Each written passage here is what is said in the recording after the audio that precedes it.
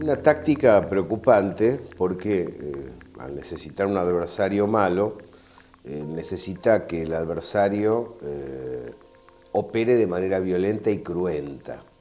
Y en general, las operatorias del mal llamado Estado Islámico están destinadas a horadar pueblos, a generar terror entre las poblaciones ciudadanas humildes o a agredir pueblos islámicos, porque tienen en la argumentación una visión distinta del islamismo.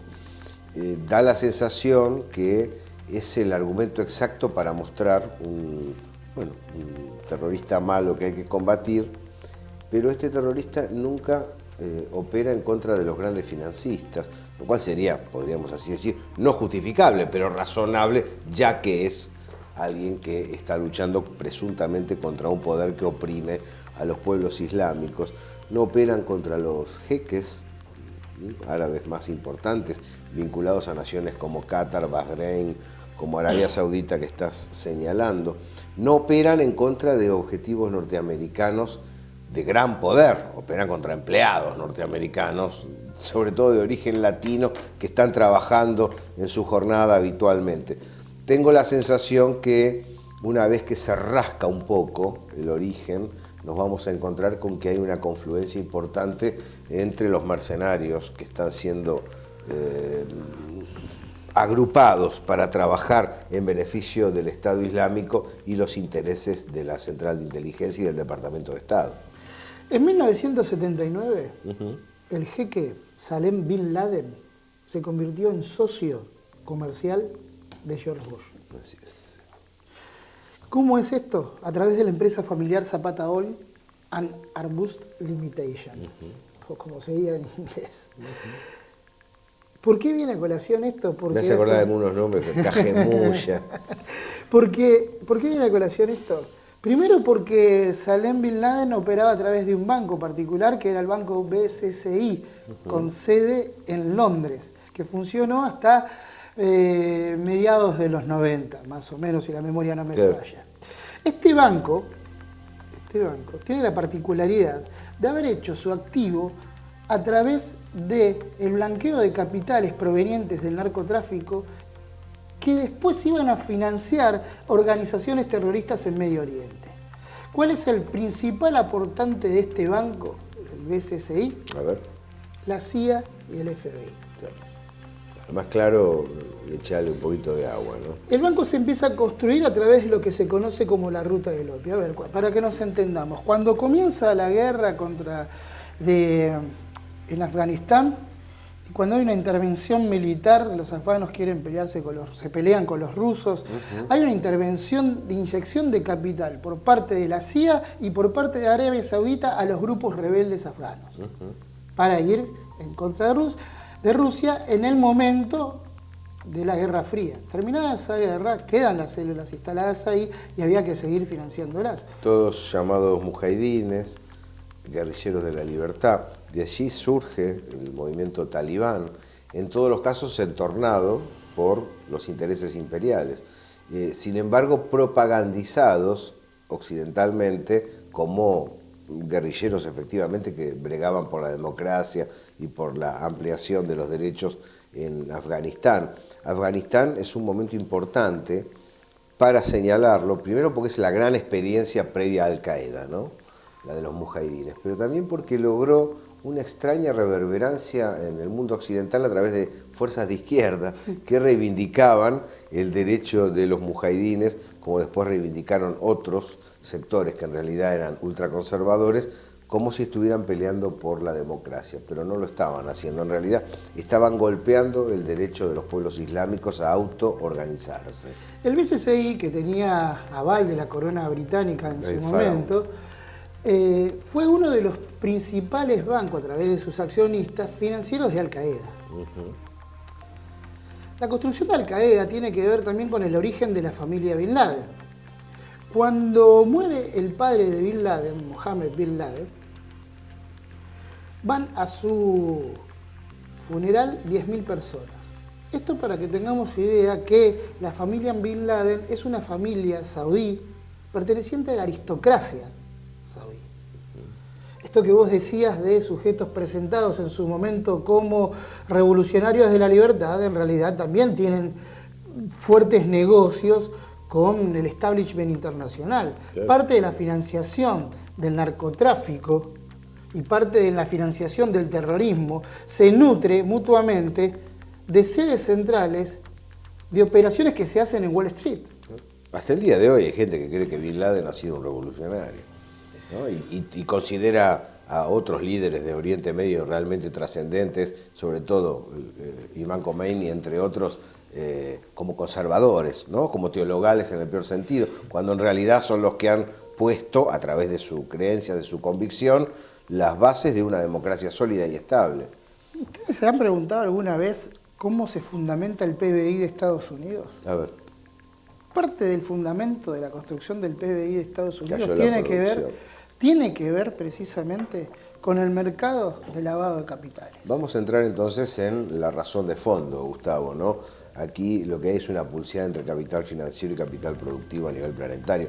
Algo que viene diciendo el Papa Francisco con mucha energía y señala lo que es un proyecto de vida de un proyecto de muerte.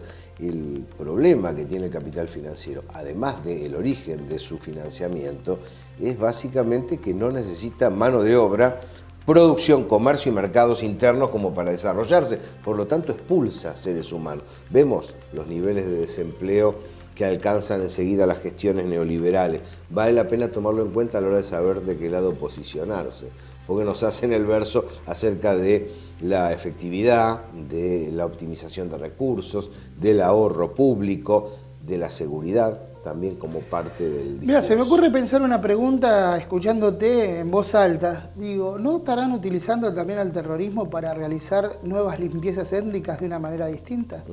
Para no quedar sucios en eso. Lo que es cierto es que lo están utilizando para limpiar socialmente. Bueno, eso está claro. Es decir, para barrer con zonas que no le interesa que se organicen de la comunidad. Volvemos otra vez a los ejes de lo que tiene que ver la desclasificación de estas 28 páginas. Sobre todo porque hubo un encubrimiento muy grande de lo que tiene que ver la relación de Estados Unidos con Arabia Saudita. ¿Por qué digo esto?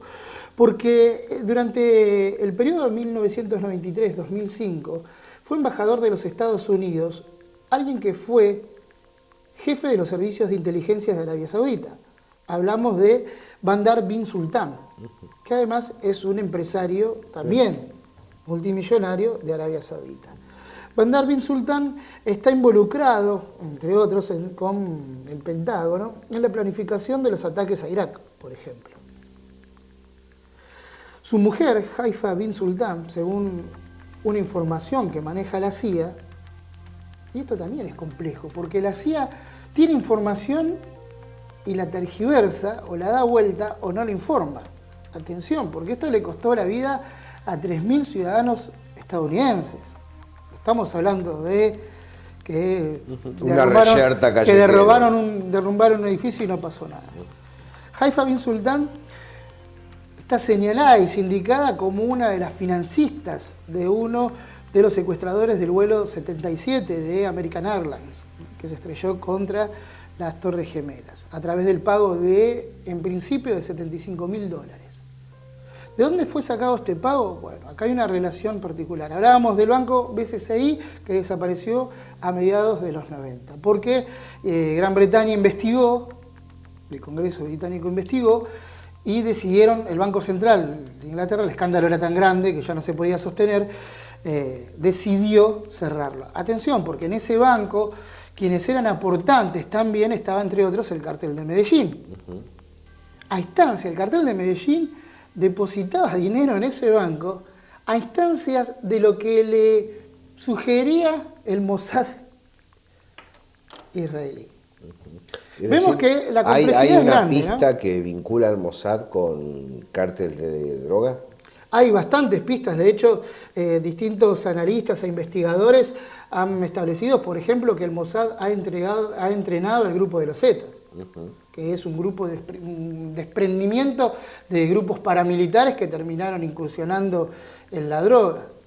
Y ahí ya nos vamos a otra temática, digamos, pero está propiamente vinculada. ¿Por qué?